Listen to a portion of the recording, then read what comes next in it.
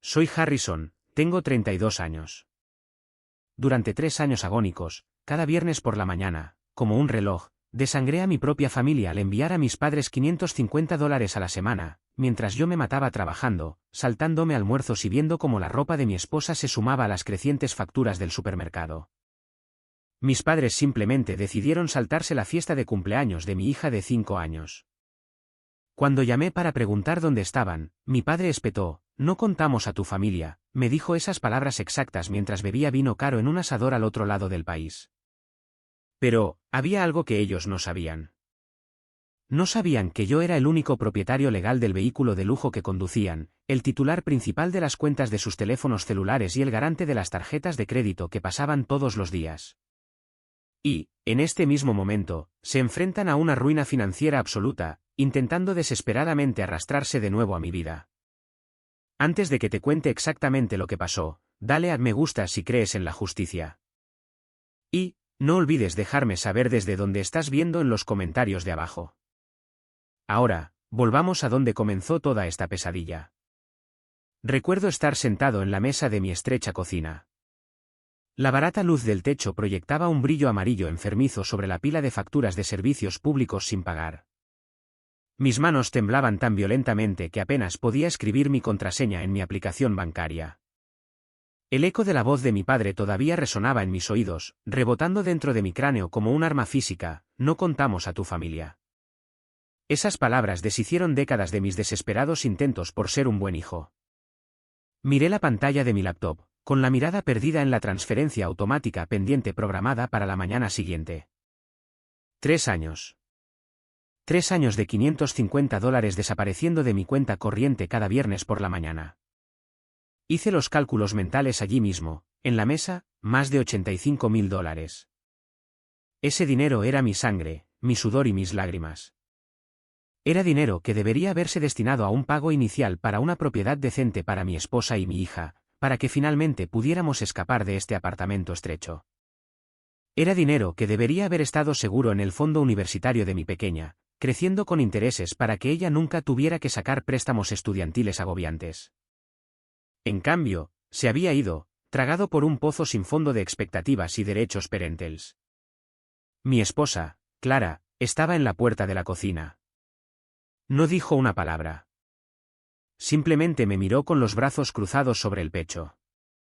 Pude ver las ojeras bajo sus ojos, el agotamiento de una mujer que había pasado años estirando cada dólar hasta que se rompía. Ella se había sacrificado junto a mí, posponiendo sus propios sueños para que yo pudiera desempeñar el papel del Salvador hermoso. Tomé una respiración profunda y una fría y dura determinación cristalizó en mi pecho. Navegué hasta la pestaña de pagos recurrentes. Moví el cursor sobre el botón de cancelar. Pensé en mi padre riéndose en ese elegante restaurante. Hice clic en el botón. La transferencia fue cancelada. Pero, no había terminado. La presa se había roto y años de rabia reprimida se desbordaron. Abrí una nueva pestaña e inicié sesión en el sitio web de mi compañía de telefonía celular. Mis padres estaban en mi plan familiar. Pagué su factura cada mes sin preguntar. Navegué a la administración de dispositivos y suspendí ambas líneas telefónicas. Luego, abrí el portal del préstamo automático para el coche que yo había financiado para ellos. Inicié el proceso legal para revocar su estado de usuario autorizado y solicité la documentación para preparar la recuperación del vehículo. Finalmente, inicié sesión en el portal de la compañía de tarjetas de crédito. Era una tarjeta que les había dado estrictamente para emergencias médicas, sin embargo, siempre parecía tener cargos no relacionados con emergencias en grandes almacenes de lujo. Cerré la cuenta por completo. Corté cada hilo financiero que me conectaba con ellos. Hice todo esto en exactamente 15 minutos. 40 minutos después, sonó el teléfono fijo de la cocina. El nombre de mi madre parpadeaba brillantemente en la identificación de llamadas. Levanté el auricular, lo presioné contra mi oído, pero no hablé primero. Harrison, ¿qué demonios hiciste?, chilló mi madre. Su voz no era solo de enojo. Era un chillido crudo, sin filtros, de absoluta incredulidad. El sonido de un parásito dándose cuenta de que el huésped acababa de cortarle el suministro de sangre. Mantuve mi voz completamente plana, prácticamente desprovista de emoción. Los eliminé de mis cuentas. Ella explotó. El puro volumen de su voz me obligó a alejar el teléfono de mi oído. Gritó sobre lo desagradecido que era, como los estaba abandonando en su vejez, como ese dinero era suyo por derecho. Exigió que volviera a iniciar sesión de inmediato y restaurara la transferencia. La prepotencia era repugnante. Dime, mamá, dije en voz baja, interrumpiendo su diatriba, ¿por qué exactamente debería estar agradecido? Me alimentaste y me diste un techo. Eso es lo mínimo que se supone que debes hacer cuando tienes un hijo. Ella jadeó, profundamente ofendida. Comenzó a enumerar sus sacrificios, usando las mismas tácticas manipuladoras que había utilizado desde que yo era niño. Escuché su perorata, pero mis ojos se desviaron hacia la sala de estar.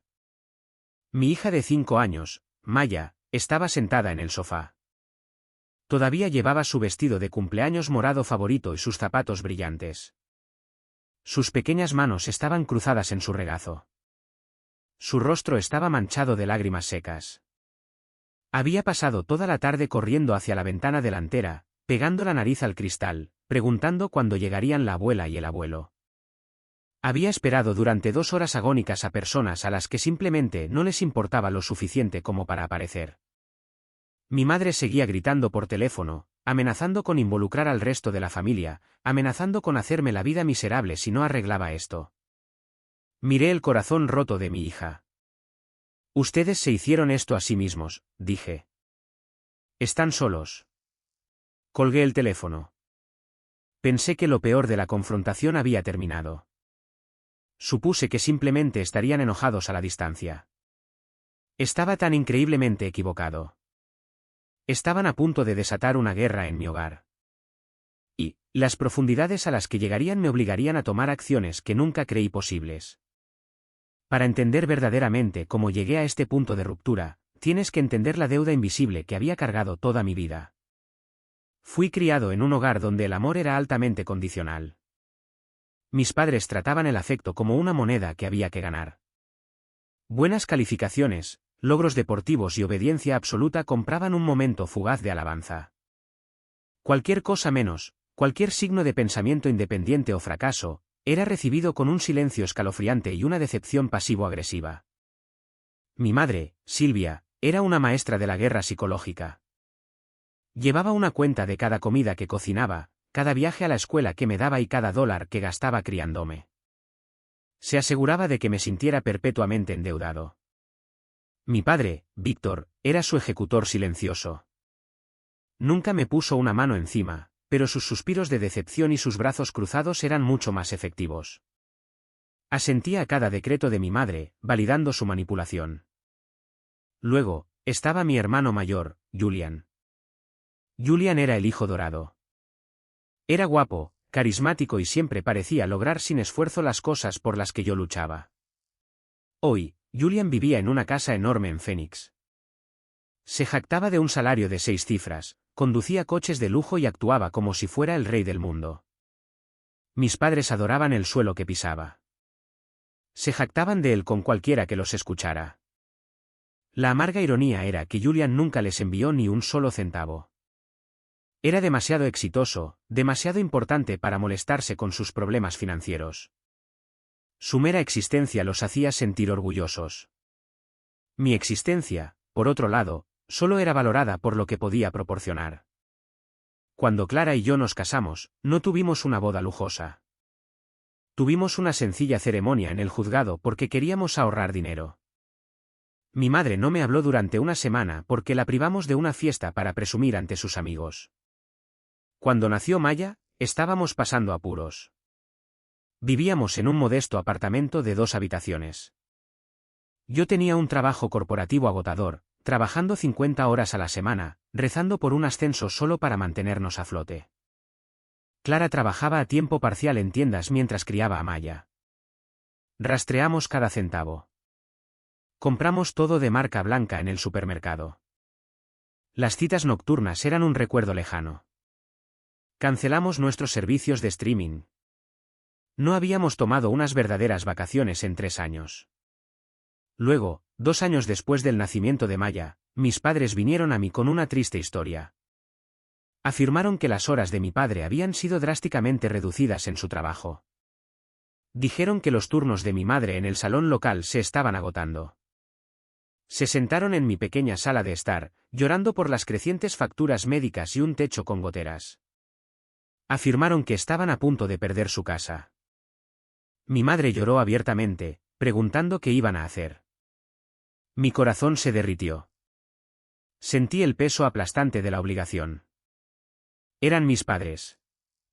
Me dieron la vida. ¿Qué clase de hijo sería si los dejaba quedarse sin hogar? Así que, me ofrecí a ayudar. Acordé enviarles $550 cada viernes. Fue una carga financiera devastadora para mi joven familia. Vi cómo mi salario, ganado con tanto esfuerzo, se desvanecía semana tras semana. Conseguí trabajos adicionales los fines de semana. Clara tuvo que poner nuestras compras en su tarjeta de crédito de alto interés varias veces solo para que pudiéramos comer. El estrés era sofocante. Una tarde, mi compañero de trabajo Greg me vio comiendo fideos instantáneos por cuarto día consecutivo en la sala de descanso. Hizo un comentario fuerte y sarcástico sobre cómo yo vivía como un estudiante universitario arruinado a pesar de mi salario decente. Forcé una risa y cambié de tema, pero por dentro sentí una profunda vergüenza. Estaba fallando en proporcionar una vida cómoda para mi esposa y mi hija porque estaba demasiado ocupado manteniendo a flote a mis padres. Pero, las transferencias semanales de efectivo fueron solo el principio.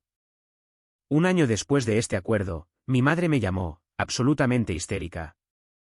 Afirmó que su dolor de espalda era severo y que necesitaba desesperadamente un vehículo seguro y confiable para llegar a sus citas de fisioterapia. Lloró sobre cómo su viejo coche se estaba estropeando y lo aterrorizada que estaba de quedarse varada en la carretera. Su crédito estaba completamente destruido, así que no podían conseguir un préstamo. Me sentí completamente acorralado. Asumí un golpe masivo en mi propia utilización de crédito. Firmé un fuerte préstamo de automóvil, poniendo el título completamente a mi nombre para asegurar la financiación, y acordé hacer los pagos mensuales junto con todo lo demás. Sinceramente, asumí que compraron un sedán sensato y seguro, un Honda o un Toyota. No fue hasta 8 meses después, durante una rara visita festiva, que vi lo que realmente estaba en su entrada, era un Porsche Cayenne nuevo. Lo confronté con mi padre de inmediato, mis manos temblaban de ira. Apenas levantó la vista de pulir sus palos de golf. Afirmó que obtuvieron un trato espectacular en el concesionario y que merecían un poco de comodidad en su vejez después de trabajar tan duro. Me quedé allí, completamente paralizado por la pura audacia. Estaba pagando las enormes cuotas mensuales de un SUV de lujo mientras mi propio coche tenía una luz de revisar motor que no podía permitirme diagnosticar. Pero no dije nada. Me tragué mi orgullo y mi ira, aterrorizado por la discusión explosiva y culpabilizadora que seguiría si exigía la devolución del coche. Lo justifiqué diciéndome que era un sacrificio temporal, estaba comprando la paz.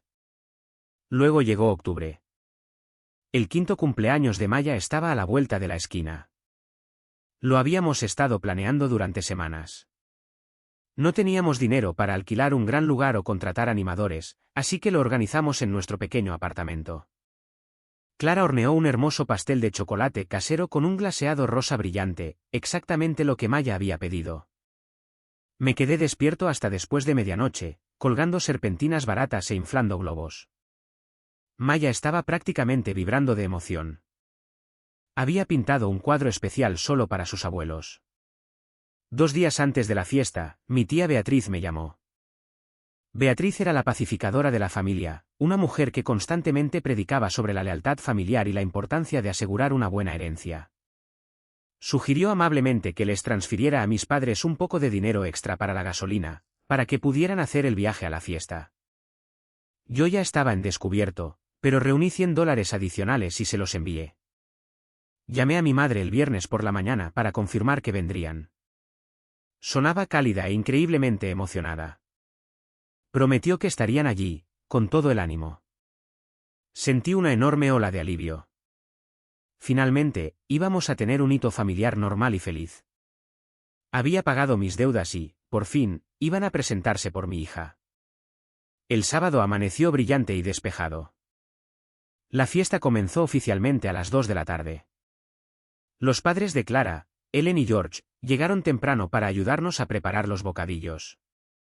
Ellos tampoco tenían mucho dinero, viviendo estrictamente de sus modestos fondos de jubilación, pero trajeron una calidez genuina y una hermosa manta hecha a mano para Maya.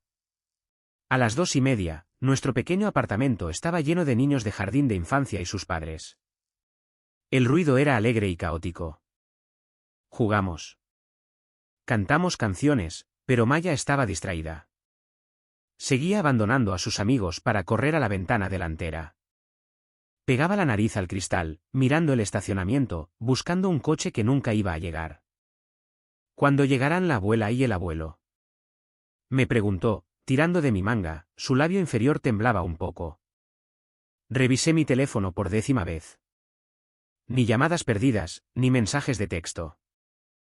Forcé una sonrisa brillante. En cualquier momento, cariño. Estoy seguro de que solo se retrasaron, solté con dificultad. Las 3 llegaron y pasaron. Los niños se reunieron alrededor de la mesa para comer el pastel de chocolate. Las 4 se hicieron presentes y la fiesta comenzó a terminar. Los otros padres recogieron a sus hijos agotados, agradeciéndonos por el tiempo agradable, y salieron por la puerta. El apartamento se quedó en silencio. La energía alegre se disipó por completo. Maya se sentó en el sofá con su vestido morado. El glaseado rosa brillante estaba untado en su plato, intacto. Lágrimas silenciosas rodaban por sus pequeñas mejillas, cayendo sobre la tela de su vestido. Se olvidaron de mí, susurró, con la voz quebrada. Esas palabras destrozaron mi corazón en 1.000.000 de pedazos irregulares. Ellen y George se apresuraron a consolarla, abrazándola con fuerza.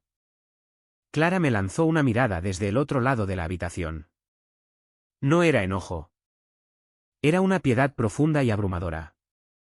Estaba viendo a su esposo darse cuenta de que sus padres eran monstruos. Después de que finalmente acostamos a Maya, entré en nuestro dormitorio y marqué el número de mi padre. Fue directo al buzón de voz. Intenté con mi madre. Mismo resultado.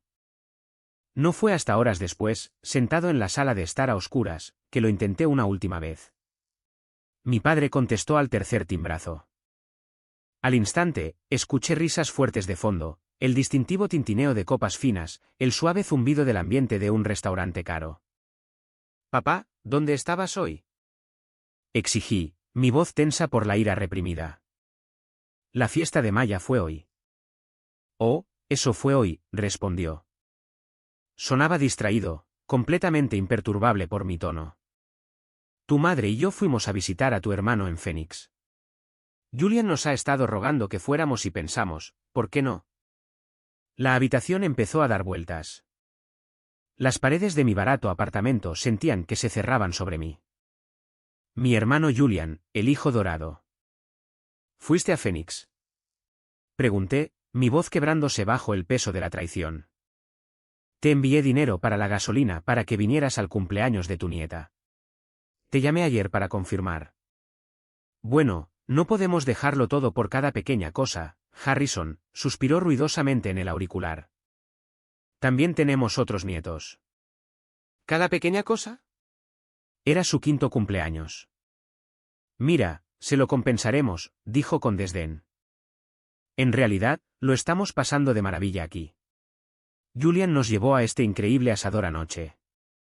Los filetes eran fenomenales. Sus hijos tienen tantas actividades. Mañana vamos a verlos nadar. Él lo estaba restregando activamente. Estaba disfrutando del hecho de que eligió a los hijos de Julian por encima de los míos. Se jactaba de comer filetes fenomenales mientras yo alimentaba a mi familia con pasta barata. Entonces, la comprensión me golpeó como un puñetazo físico. ¿Cómo pudieron permitirse un vuelo a Phoenix?, pregunté, la pregunta estallando antes de que pudiera detenerla. Ahorramos, respondió a la defensiva, su tono cambió. ¿Ahorraron? Ahorraron del dinero que les envío cada semana para que paguen sus facturas. Grité. El silencio se extendió por la línea, denso y pesado. Cuando su voz regresó, era más dura y fría de lo que nunca la había escuchado. Ese dinero es nuestro, Harrison. Lo que hagamos con él es asunto nuestro. Te ofreciste ayudarnos, ¿recuerdas?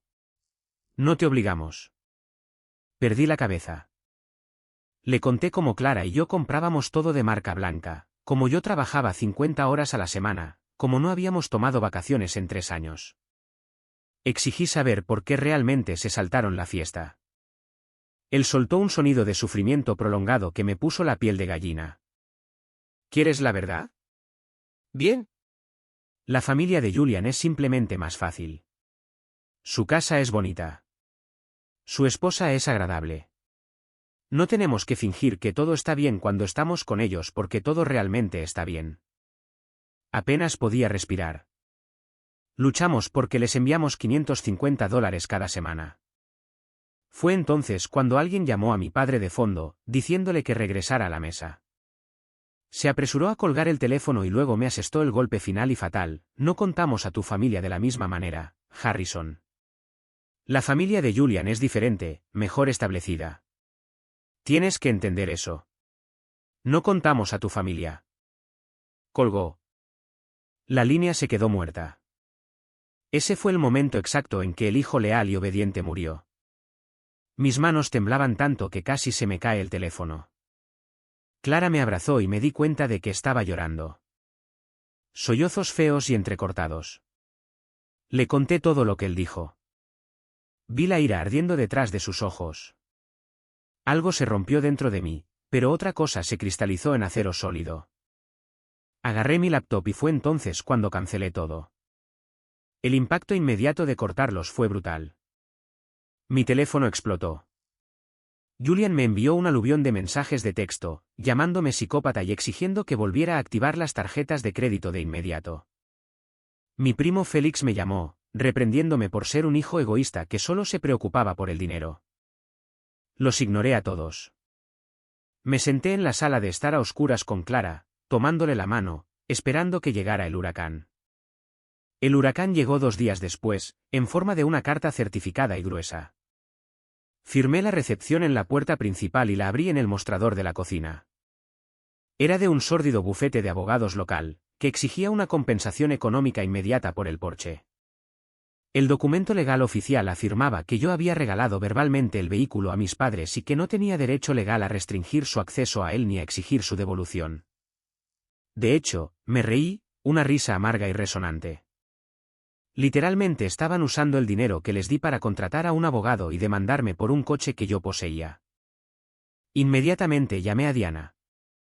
Ella era una vieja amiga de la universidad que había llegado a ser una abogada de derecho de familia muy poderosa.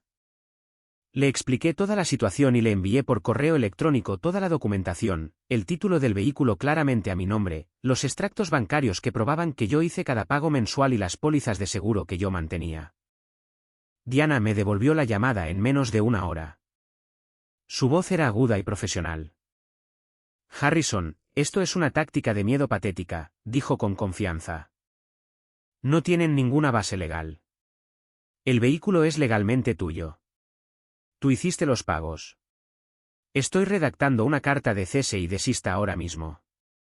Exigiremos la devolución inmediata del vehículo o lo denunciaremos como robado a las autoridades. Le di luz verde. La carta de cese y desista fue enviada a la mañana siguiente por mensajería urgente. El abogado principal de mis padres se retiró del caso casi inmediatamente después de recibir la agresiva respuesta de Diana. Se dieron cuenta muy rápidamente de que estaban superados, lo que es más importante, se habían quedado sin dinero para pagar los honorarios legales. Pero mi madre, Silvia, no era alguien que manejara la derrota con gracia. Si no podía ganarme en una batalla legal, iba a destruir mi vida personal y profesional. Comenzó en mi lugar de trabajo. Estaba sentado en mi cubículo, mirando mi monitor, intentando desesperadamente concentrarme en un importante informe trimestral que necesitaba para asegurar un aumento de sueldo. Mi gerente, el señor Harrington, se acercó a mi escritorio. Era un ejecutivo estricto y sin rodeos. Tenía una expresión de profunda preocupación en su rostro cuando me pidió que entrara en su oficina privada. Harrison, acabo de recibir una llamada frenética en la recepción principal de tu madre, dijo Harrington, cerrando la pesada puerta de cristal detrás de nosotros. Le dijo a mi recepcionista que había una emergencia familiar masiva, una situación de vida o muerte, y que necesitaba que la contactaras urgentemente. Se me heló la sangre por completo. Supe al instante que era una táctica de manipulación. ¿Quién se está muriendo?, pregunté, mi voz temblaba de ira reprimida. Ella no especificó, respondió Harrington, observándome de cerca. Tomé una respiración profunda. Sabía que tenía que ser honesto. Le expliqué la situación a mi jefe. Le dije que mis padres eran abusivos financieramente, que recientemente los había cortado, y que esto era un acoso dirigido. Esperaba ser reprendido por traer drama personal a la oficina corporativa. En cambio, Harrington me miró con profunda empatía. Inmediatamente instruyó a la recepcionista para que bloqueara el número de mi madre por completo y me aseguró que mi trabajo y mi inminente ascenso estaban completamente seguros. Salí de su oficina sintiendo una enorme oleada de gratitud. Pero, el alivio fue de corta duración. Mi teléfono celular vibró violentamente en mi bolsillo. Era Clara. Lloraba histéricamente. Tienes que ir a la escuela de Maya ahora mismo, sollozó Clara por teléfono. Lo dejé todo y corrí. Rompí todos los límites de velocidad para llegar al jardín de infancia. Cuando irrumpí por las puertas principales de la escuela, mi corazón golpeaba contra mis costillas tan fuerte que me dolía. La señora Albrecht, la experimentada secretaria de la escuela, estaba junto al mostrador principal hablando con un agente de policía uniformado. La señora Albrecht me apartó de inmediato. Su rostro estaba pálido. Explicó que mi madre había llamado a la oficina principal de la escuela, afirmando que había una grave emergencia médica y que iba de camino a recoger a Maya para una cita urgente con el médico. Silvia había sido increíblemente agresiva por teléfono, insistiendo en que tenía derechos de custodia legal y exigiendo que tuvieran a Maya esperando en la acera. Gracias a Dios por los estrictos protocolos de seguridad escolar. La señora Albrecht sabía que Clara y yo éramos los únicos contactos autorizados para la recogida. Ella se negó rotundamente a entregar a mi hija y amenazó con cerrar el edificio y llamar a la policía si mi madre aparecía en la propiedad. Me sentí físicamente enfermo. El estómago me revuelto de náuseas. Mi propia madre estaba dispuesta a usar a mi hija inocente como peón para obligarme a cumplir.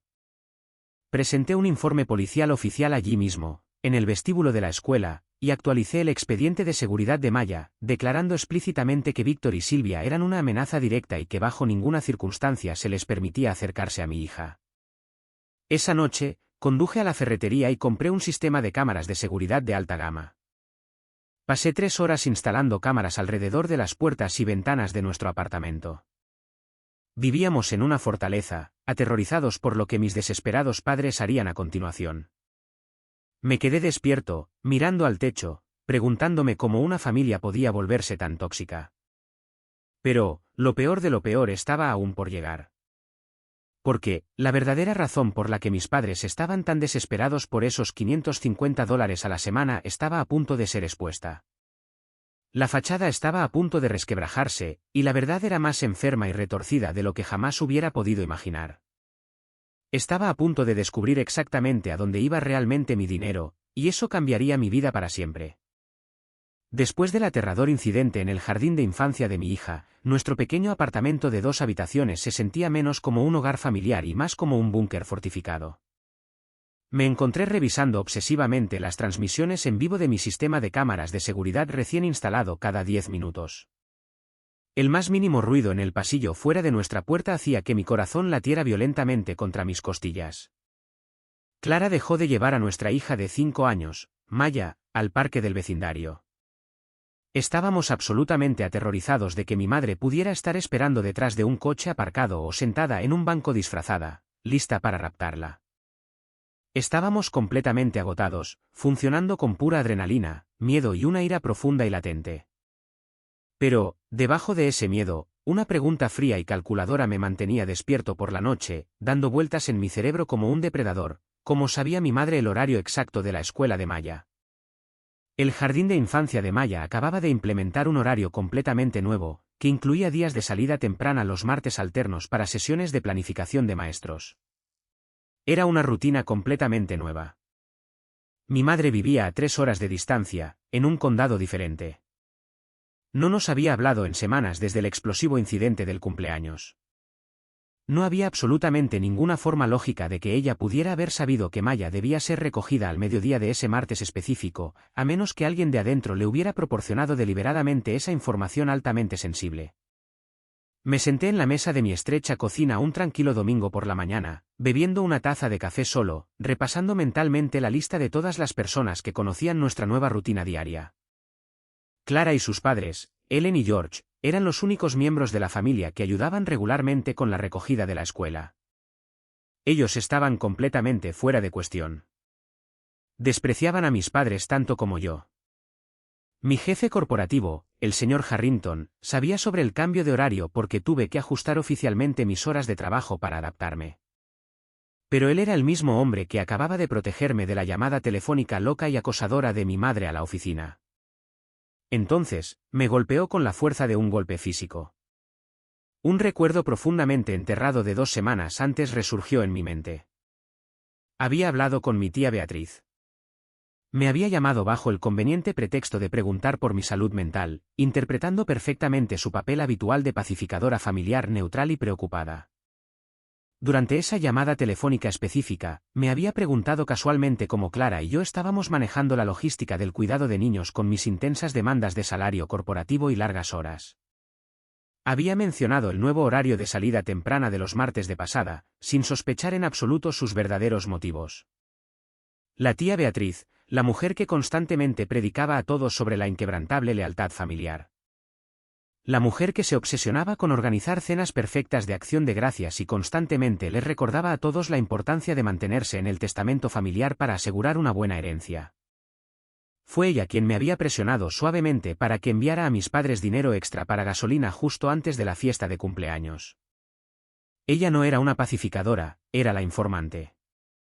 Era la topo de la familia. No esperé a que mi ira latente se calmara. Agarré las llaves del coche, le dije a Clara que volvería pronto y conduje directamente a la casa de Beatriz. Ella vivía en una comunidad de propietarios inmaculada y altamente regulada, a unos 40 minutos de distancia, un vecindario donde cada césped estaba perfectamente cuidado y cada casa se veía idéntica. Cuando detuve mi coche destartalado en su impecable entrada, la pura hipocresía de toda la situación hizo que mi mandíbula se apretara tan fuerte que me dolieron los dientes.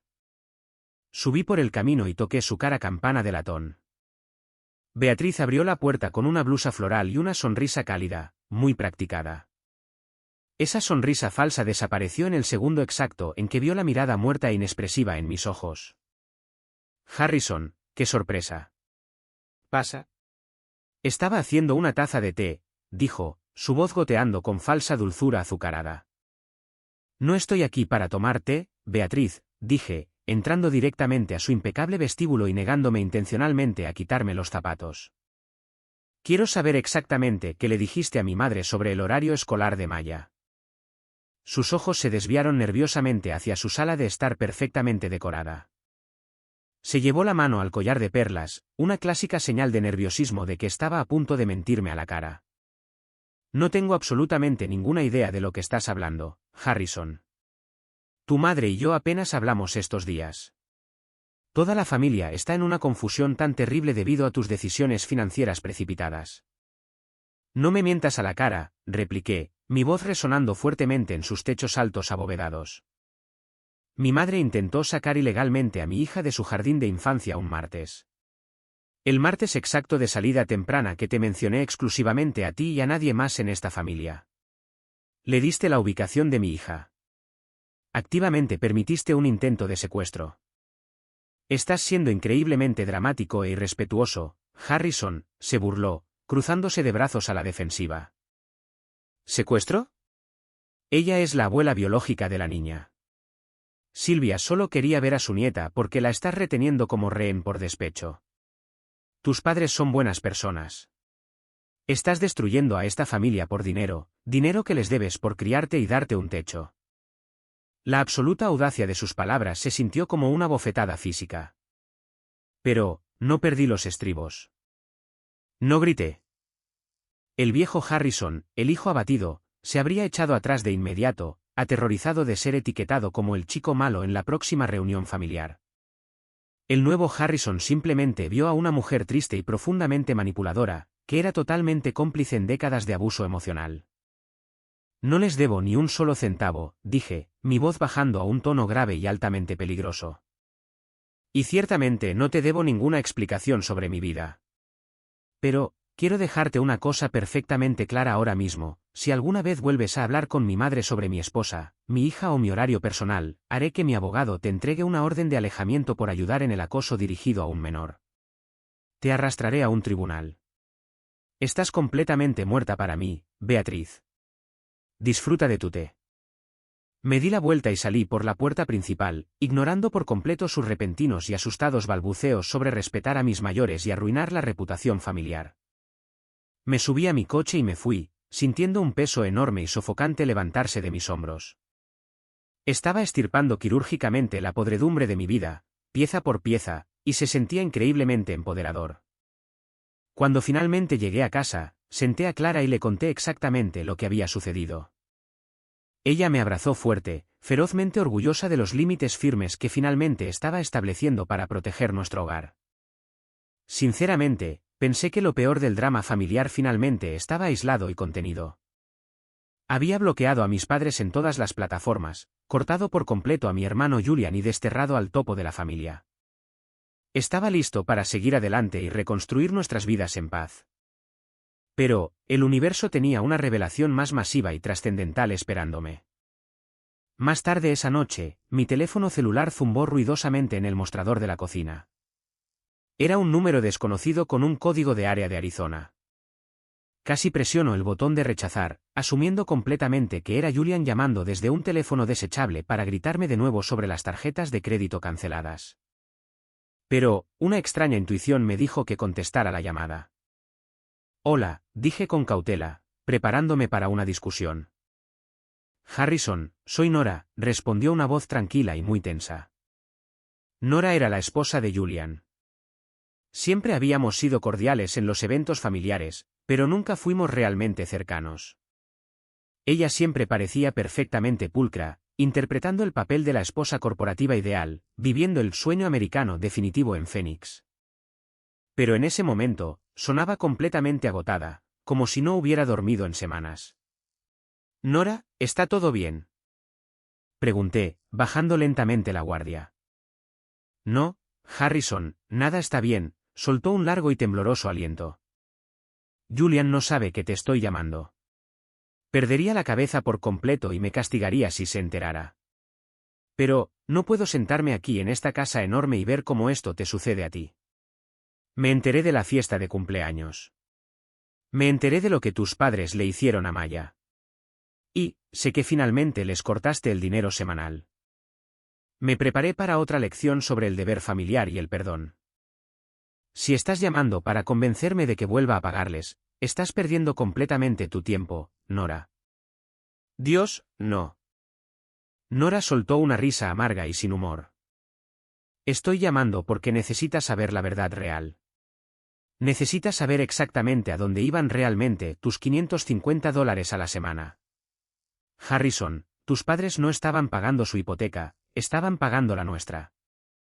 Agarré el borde del mostrador de la cocina tan fuerte que mis nudillos se pusieron completamente blancos. Clara vio cómo se me iba el color de la cara e inmediatamente se acercó, pegando la oreja al teléfono para poder escuchar la conversación. ¿Qué quieres decir con que estaban pagando tu hipoteca?, pregunté, mi voz bajando a un áspero susurro. Nora comenzó a derramar la fea verdad, y cada palabra que dijo desmanteló sistemáticamente la gran ilusión perfecta que mis padres habían construido. Julian, el hijo dorado indiscutible, el ejecutivo adinerado que vivía en una extensa propiedad de Phoenix, estaba completa y absolutamente arruinado. La empresa de Julian redujo personal hace 3 años, explicó Nora, con la voz quebrada por años de ansiedad y resentimiento reprimidos. Perdió su puesto ejecutivo bien remunerado. Era demasiado orgulloso y arrogante para aceptar un recorte salarial en otro lugar, así que intentó fundar su propia empresa de consultoría independiente. Fracasó miserablemente en 6 meses. Pero, Se negó rotundamente a reducir nuestro lujoso estilo de vida. Se negó a que tus padres supieran que estaba pasando apuros porque toda su identidad se basa completamente en ser su hijo perfecto y altamente exitoso. Hice los cálculos mentales en mi cabeza. Hace 3 años, esa era la línea de tiempo exacta. Ese fue el mes exacto en que mis padres vinieron a mi apartamento, llorando lágrimas reales sobre cómo las horas de mi padre habían sido drásticamente reducidas y los turnos del salón de mi madre se estaban agotando por completo. Maximizó todas nuestras tarjetas de crédito conjuntas, continuó Nora, las palabras derramándose como una confesión. Estábamos ahogándonos en enormes tarifas de la Asociación de Propietarios. Llevábamos 3 meses completos de retraso en la hipoteca. El banco amenazaba con la ejecución hipotecaria. Julian finalmente se derrumbó y les rogó a tus padres un rescate financiero masivo. Les dijo que perdería la casa, los coches de lujo, todo. Les dijo que se avergonzarían profundamente frente a sus amigos del club de campo si su niño de oro se declaraba en bancarrota. Así que mis padres vinieron a mí, afirmé, la nauseabunda y retorcida realidad envolviéndome en fuertes olas. Sí, dijo Nora, con la voz llena de profunda vergüenza. Tus padres no tenían el efectivo disponible para salvarlo. Así que, maliciosamente inventaron la historia de su propia ruina financiera. Te exprimieron por $550 a la semana. Harrison, si haces los cálculos, eso es aproximadamente $2.200 al mes. Esa es la cantidad mensual exacta de nuestra hipoteca bajo el agua y nuestras cuotas de la Asociación de Propietarios.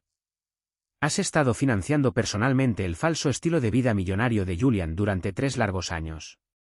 Tus padres sacrificaron gustosamente el bienestar de tu joven familia solo para proteger el frágil ego de Julian. Me sentí físicamente enfermo. Mi visión se nubló por los bordes. Pensé en los días que comía fideos instantáneos baratos para el almuerzo y así poder pagar la transferencia. Pensé en Clara de pie en la caja del supermercado, obligada a poner nuestras necesidades alimenticias básicas en una tarjeta de crédito de alto interés. Pensé en mi hija inocente, vistiendo ropa barata de segunda mano, mientras yo vaciaba mi cuenta corriente para salvar a mis padres de un desahucio falso. Nunca estuvieron sin hogar. Estaban tomando mi dinero ganado con tanto esfuerzo y transfiriéndolo secretamente directamente a Julian para que él pudiera mantener las apariencias. Intencionalmente, forzaron a mi familia a la pobreza para subsidiar el asqueroso lujo de mi hermano. ¿Y el Porsche? Exigí, mi voz temblaba con una rabia tan profunda que se sentía como hielo en mis venas. El coche de lujo que les financié. Julian los convenció de que ellos también necesitaban parecer muy exitosos, admitió Nora suavemente. Les dijo que si conducían un coche barato y sensato, sus amigos harían preguntas. Quería que proyectaran la imagen de padres ricos visitando a su hijo rico. Lo siento muchísimo, Harrison. Quise decirte la verdad durante años, pero Julian me amenazó. Dijo que presentaría una demanda maliciosa, forzaría un divorcio desordenado y me arrastraría a una brutal batalla por la custodia para quitarme a los niños si alguna vez le revelaba su secreto. Pero, desde que cortaste el dinero, de todos modos estamos perdiendo la casa. Las últimas notificaciones de ejecución hipotecaria llegaron ayer. Estoy completamente harta de encubrirlo. Le di las gracias profusamente a Nora por arriesgarlo todo para decirme la verdad. Colgué el teléfono y miré a Clara. Estaba llorando, no de tristeza, sino de pura e inalterada furia en mi nombre. Habíamos sido sistemáticamente robados. Habíamos sido violados financiera y emocionalmente por las mismas personas que se suponía que debían protegernos. No grité. No lancé platos contra la pared. Caminé tranquilamente hacia mi laptop y formulé un plan para ejecutar la confrontación más satisfactoria y brutal de toda mi vida. Sabía con certeza que Julian y mis padres tenían una videollamada semanal programada todos los domingos por la noche para discutir sus vidas perfectas y fabricadas, y para alabarse mutuamente. Todavía tenía las credenciales de inicio de sesión de administrador para la cuenta de videoconferencia de mis padres porque fui yo quien la configuró y pagó la tarifa de suscripción para ellos hace años. Domingo, exactamente a las 6 de la tarde. Inicié sesión en la sala de reuniones como anfitrión. La pantalla apareció mostrando a mis padres sentados en su sala de estar, luciendo increíblemente estresados y en pánico, y a Julian sentado en su lujosa y falsa oficina en casa en Phoenix. En el momento exacto en que mi cara apareció en la cuadrícula de sus pantallas, el silencio fue absolutamente ensordecedor. Harrison. Ladró mi padre, su rostro se puso inmediatamente rojo oscuro de ira. ¿Cómo te atreves a piratear esta llamada después de lo que nos hiciste? No tenemos absolutamente nada que decirte a menos que llames para arrastrarte, disculparte y restaurar nuestras cuentas bancarias. Julian se burló en su cara cámara web. Mira quién finalmente decidió mostrar la cara. Te das cuenta de que estás poniendo a mamá y papá en la calle, ¿verdad?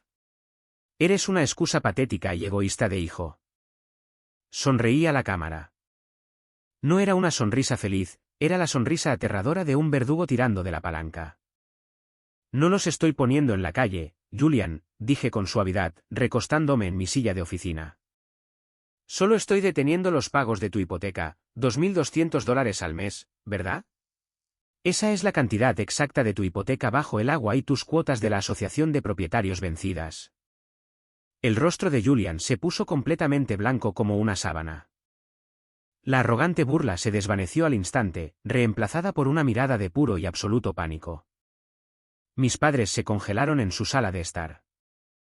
La boca de mi madre se abrió y se cerró en silencio, como un pez asfixiándose en tierra seca. ¿De qué estás hablando?, balbuceó mi padre débilmente, intentando desesperadamente mantener la mentira. Hablé con Nora, dije, soltando la bomba con absoluta precisión quirúrgica. Lo sé todo. Sé todo sobre la firma de consultoría fallida. Sé sobre las tarjetas de crédito al máximo.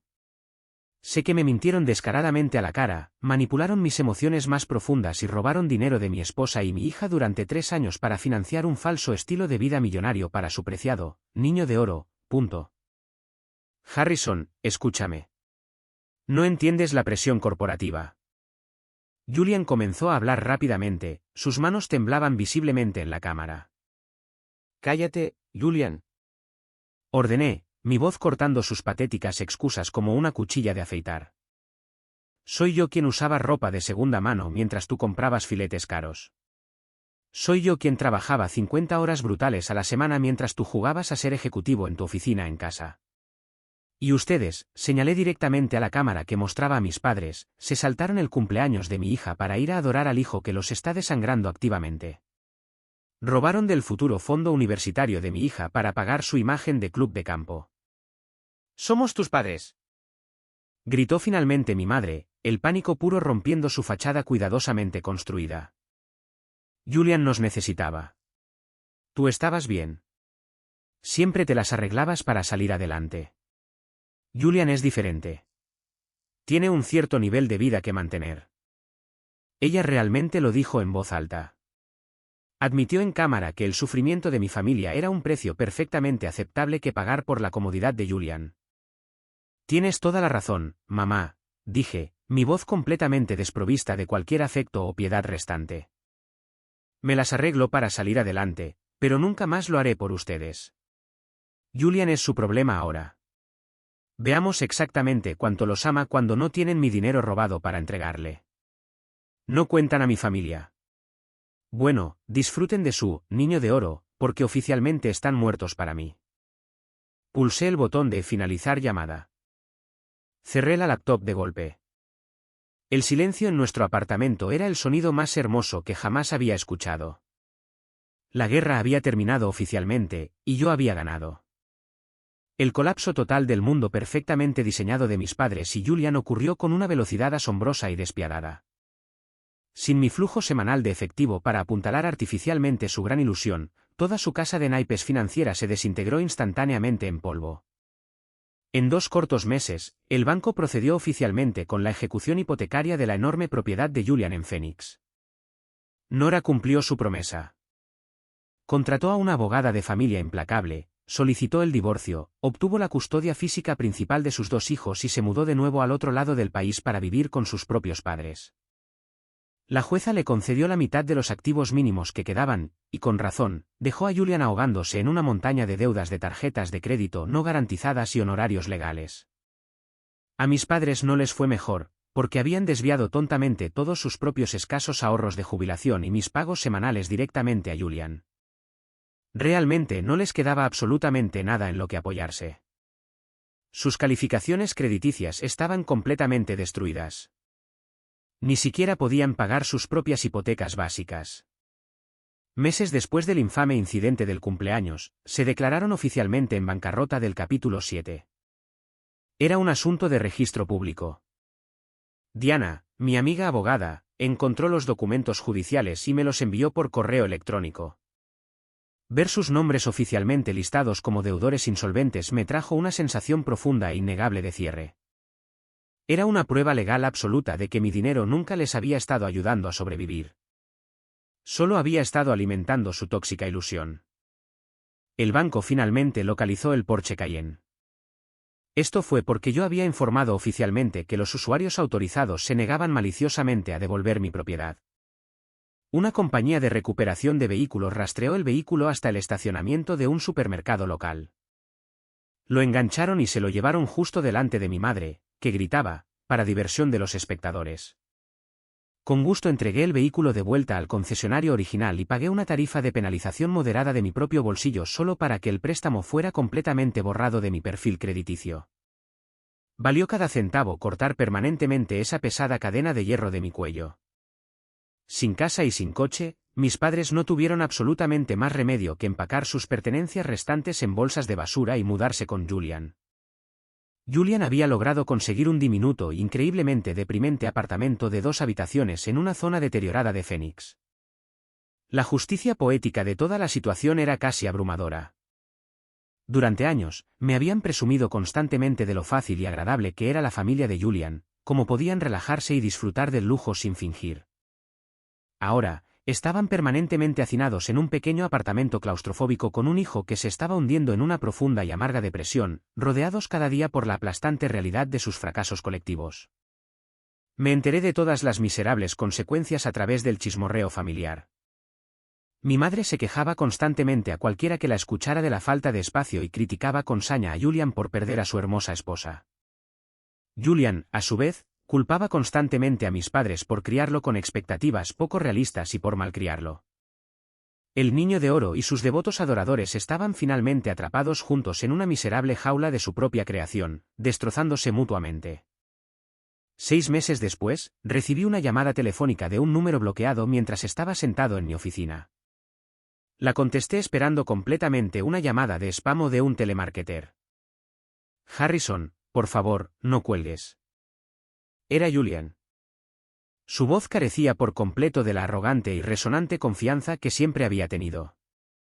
Sonaba increíblemente pequeño, agotado y completamente desesperado. ¿Qué quieres, Julian? Pregunté, girando en mi silla de oficina y mirando por la ventana el brillante sol de la tarde. Necesito tu ayuda, suplicó, su voz se quebró patéticamente. Mamá y papá me están volviendo absolutamente loco. Mamá llora todo el día y se queja del olor del apartamento.